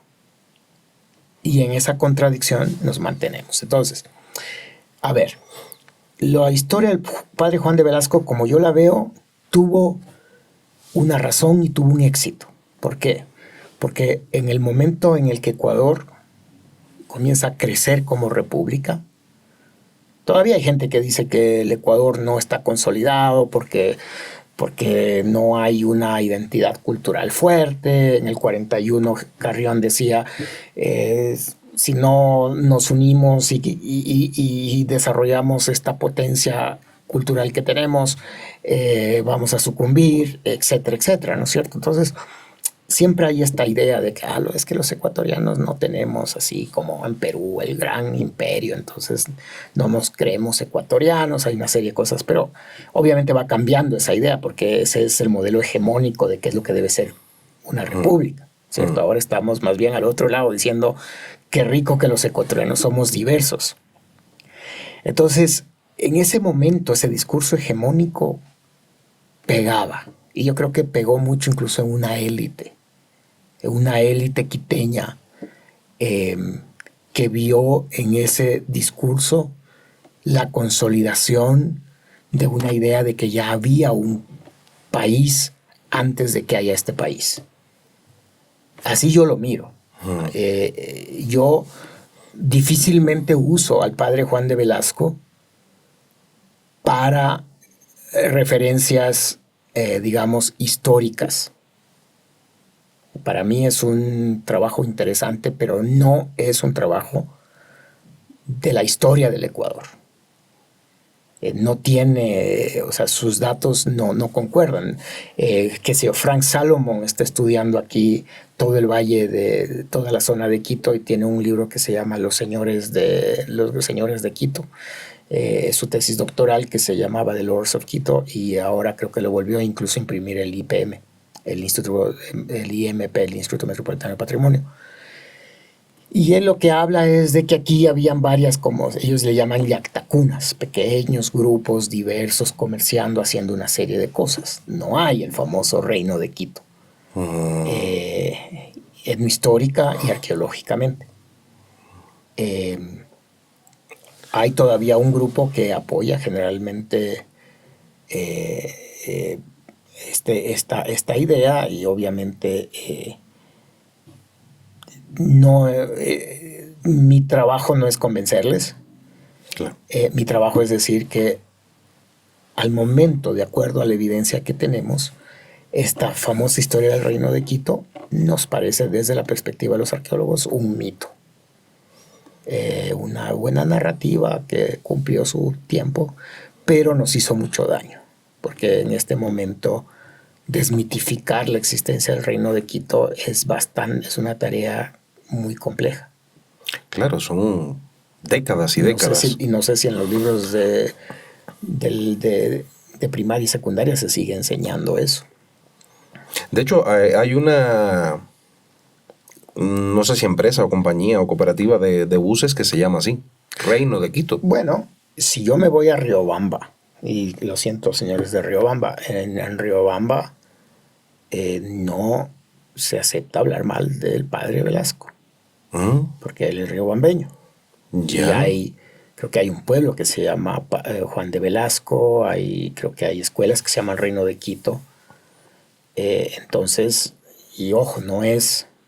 O sea, yo creo que el padre Juan de Velasco hizo lo que tenía que hacer en su momento que tenía que hacer. Ahora, no estoy cuestionándole al padre Velasco como persona, como sacerdote. Eso cada cual juzgará como quiere, pero lo que yo estoy tratando de decir es que la evidencia hace que esa historia del padre Juan de Velasco ya no tenga asidero, ya no tiene soporte, es más, todo es contrario casi a lo que él ha dicho. Entonces, y para eso para eso uno estudia, para eso es la historia, para eso es la ciencia, para eso es, claro, la evidencia, ¿no? Entonces, volver a pensar que existe un Reino de Quito, o sea, en la arqueología eso ya no es materia de discusión.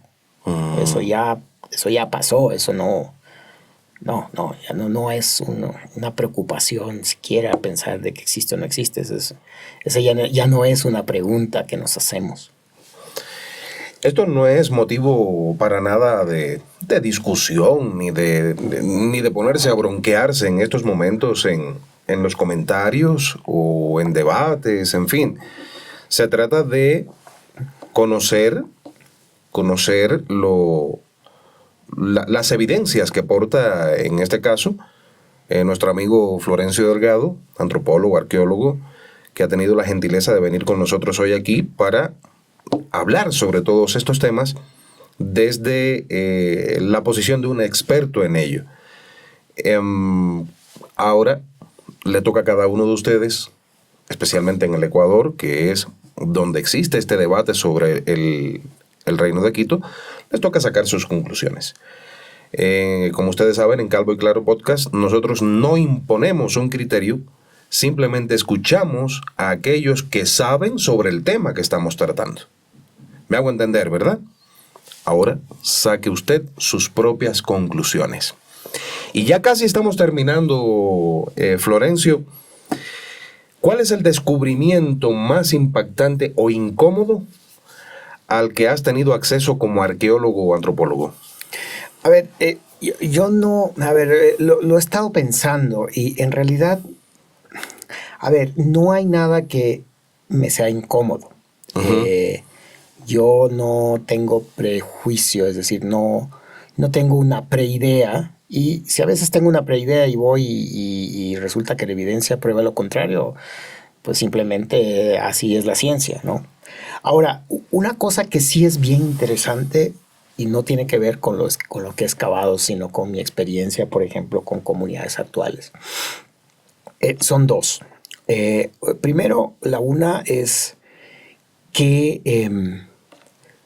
yo estuve en una sesión chamánica, tomamos ayahuasca, y previo a tomar ayahuasca, el chamán nos habló con nosotros y nos medía el torrente sanguíneo, yo creo, porque nos ponía la mano acá. Y entonces la persona que estaba más interesada era una chica norteamericana en tomar. Y el señor le dice, el chamán le dice, mira, tú no puedes tomar. Nunca, no le dijo nada más, solo le dijo, tú no puedes tomar. Y eso va de nuevo a esta idea de la ciencia como forma de explicación y la ciencia que no explica. ¿Cierto? Es como cuando la abuelita te da a ti un agua de viejas y te cura. Claro. Y ella no sabe cómo, no sabe la química detrás de eso, pero es una experiencia de miles de años y te cura. Entonces por ahí viene el otro que dice, no, es que este tiene este componente y ataca este nervio, etc. Entonces es una forma de explicar, pero para mí el hecho de que la abuela no lo explique de esa forma no significa que no es un hecho científico. Claro. ¿Ya? Ahora, entonces, esta persona no tomó, se frustró, salimos y después de unos meses, después de un mes me escribe, me dice, ¿sabe qué? Cuando yo fui a tomar ya estaba embarazada y no lo sabía. ¿Ah? Entonces, y claro, la ayahuasca es abortiva también. Entonces, eso te cuestiona sobre ese conocimiento, ¿no? Nadie me lo contó, yo lo vi, yo lo viví, entonces. La segunda va más o menos por la misma cuestión, y es que alguna vez, hace muchos años, cuando yo era estudiante, estábamos trabajando recolectando plantas en algún lugar de la Amazonía, como dice Quijote, en algún lugar de la Amazonía cuyo nombre no me quiero acordar. Y en mi caso es cuyo nombre ya no me acuerdo. Literalmente. Sí, entonces, y claro, las cosas han cambiado en los últimos 30 años. O sea, antes pues, en la Amazonía no habían vías, era complejo. Entonces, estamos en la recolección de plantas, ¿no? Por allá, unos campamentos, bien duro el asunto. Y a uno de los chicos que trabajaba con nosotros, que creo que era del Tena, del Puya, no sé, le muerde una serpiente. Una de estas que le llaman algo así como hoja seca, hoja podrida, una cosa así, que son de las Furlan, son del tipo X, pero de las más poderosas. Esas en cuestión de horas te coagulan tu sangre y obviamente ya no hay torrente sanguíneo y te mueres. Y claro, era de noche y hasta llovía un poco. Entonces, ¿qué hacemos, no? O sea, le enfocamos, vimos qué tipo de serpiente era. Yo dije, este man se me muere. Y ¿qué se podía hacer en ese momento? Entonces, estás frente a un momento en el que todas las opciones son importantes y necesarias. No puedes barajar ninguna opción. Entonces, comenzamos a caminar, ¿no? O sea, caminar, porque nuestra idea era de que si el siguiente día llegamos al pueblo, pero las chances de que el tipo estaba vivo eran difíciles. Entonces llegamos a un cruce de 2 ríos y comenzamos a escuchar así la canoa. Entonces aparece un señor de la nada, sin camiseta, 2 de la mañana, con un farolito ahí que llevaba en la canoa. Y nos dice, un español además bien pobre, nos dice, ustedes llevan una persona mordida por culebra. Wow, ¿y esto? Y me dijo, no, miren, llegar al pueblo no van a llegar hasta después de 1 día y medio. Y él ya se va a morir. Así es que yo me lo voy a llevar más acá abajo. Ahí está mi casa. Y ya tengo todo preparado y lo voy a curar. Ustedes vengan en 4 días durante el día y yo se los entrego. Ya primero el tipo ya casi no hablaba, nos quedaba viendo y dijimos, ve, ay, esto es lo que hay, hermano. Entonces dijo, bueno, y lo embarcamos. Y le dijimos, pero llévenos para ver dónde es. No, dijo, váyanse nomás. Nos dijimos nosotros, ya aquí ya lo perdimos, ¿no? Como a los 4 días volvimos y el tipo estaba sentado ahí en la playita con el man. Y claro, luego le preguntamos, nos dijo que le habían dado que entró como en fiebre, como en shock, que no se acuerda mucho, pero lo que se acuerda es que le daban de tomar unas cosas, que le ponían hierbas, etc. Entonces la historia es que el tipo se salvó. Ahora, desde la ciencia ¿Cómo no explicar? hay ninguna forma de explicar eso. Ahora, lo que yo sí puedo decir es que cuando uno toma estos alucinógenos como la ayahuasca, lo que yo creo que pasa es que nuestra capacidad cerebral se incrementa un poquito. Se dice que nosotros usamos el 11%, algunos dicen 9% de nuestra capacidad cerebral, que si usáramos el 100% nos podemos transportar y todo eso. Yo lo que creo, y algunos que han escrito sobre esto ya lo dicen, es que hay un pequeño incremento de nuestra capacidad cerebral. Y entonces podemos ver, percibir y escuchar cosas que en tiempos normales no lo hacemos. Y por eso es que cuando tú estás bajo el efecto de la ayahuasca, aparecen seres naturales, aparecen seres exagerados de la naturaleza, los árboles te hablan, o sea, se anima el mundo. También se exagera, también te enfrentas a tus dioses, a tus miedos. O sea, es una cosa bien compleja, bien fuerte. Y las comunidades en la Amazonía y antes que lleguen los españoles lo tenían claro y lo hemos perdido, ¿no?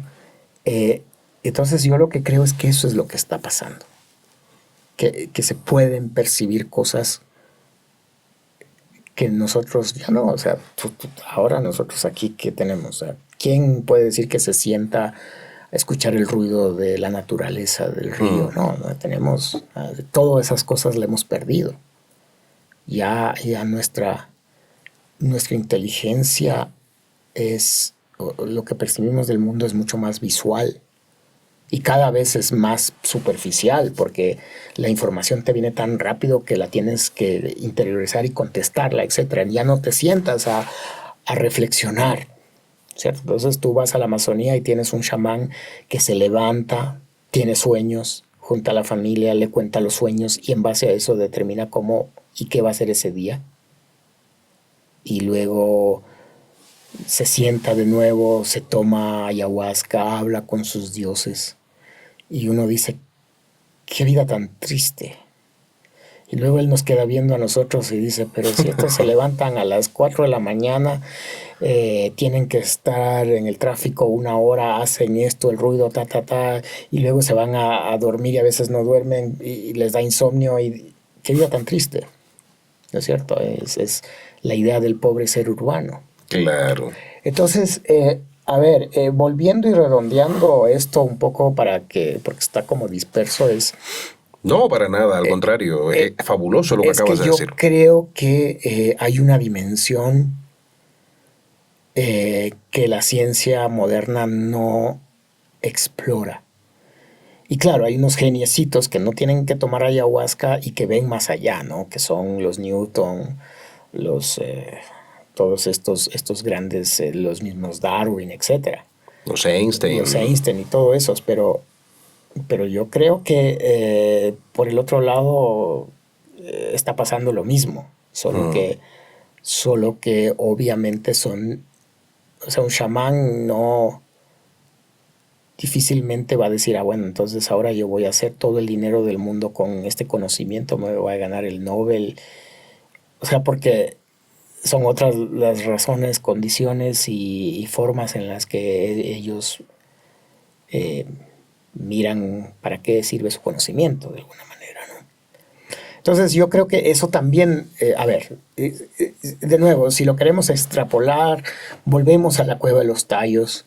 A mí me encantaría meterme tomando ayahuasca a la Cueva de los Tallos. A ver qué pasa. A ver qué veo, mi mente, qué observa, que a lo mejor de forma normal no lo hace, ¿no? Entonces, y claro, nosotros, por ejemplo, mi interés con estas bebidas y todo es que, por ejemplo, para yo entender el arte, qué sé yo, la cerámica de los Jamacuaque, que tienen así, los Tolita, que tienen unos dragones, unas cosas raras, lo que está pasando es que son bajo el efecto de estos alucinógenos que están produciendo esta realidad exagerada, aumentada, y tiene que ver con una serie de cosas que podemos en algún momento volverlas a discutir, que es como todo el pensamiento, por ejemplo, en la Amazonía, de cómo para las comunidades indígenas allá, los humanos y los no humanos no son dos esferas. Nosotros transitamos el mundo de los no humanos también y nos podemos transformar en humanos y vamos a ese otro mundo a ver nuestros espíritus, tenemos alter egos, es decir, es parte de una cosa mucho más compleja que obviamente en nuestro mundo occidental simplificamos las cosas, ¿no? Claro. Pero entonces tiene que ver, o sea, y sin querer ser... O sea, pareciera ahorita que no soy un académico. No, para nada, para nada. Pero es más, la idea es cómo logramos entender eso y explicarlo incluso desde Occidente, ¿no? Porque ahí nos estamos perdiendo una súper oportunidad. Por supuesto. ¿No es cierto? Y eso no solo tiene que quedarse además en la discusión académica, eso tiene que trascender para que la gente comience a mirar también desde estas otras perspectivas, ¿no? Sí. Y que no hay una sola verdad, no hay un solo camino, no hay una sola forma de explicar este mundo.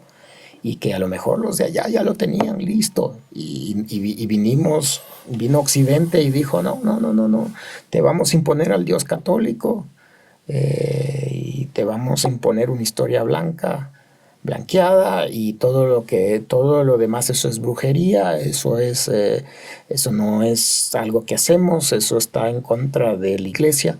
Pero lo primerito que hicieron es vinieron e implantaron la doctrina de la extirpación de idolatrías, ¿no? Claro. Entonces con eso todo ese otro pensamiento alternativo fue olvidado, pisado, hasta encarcelado a favor de esta otra visión. Así es. Yo creo que por ahí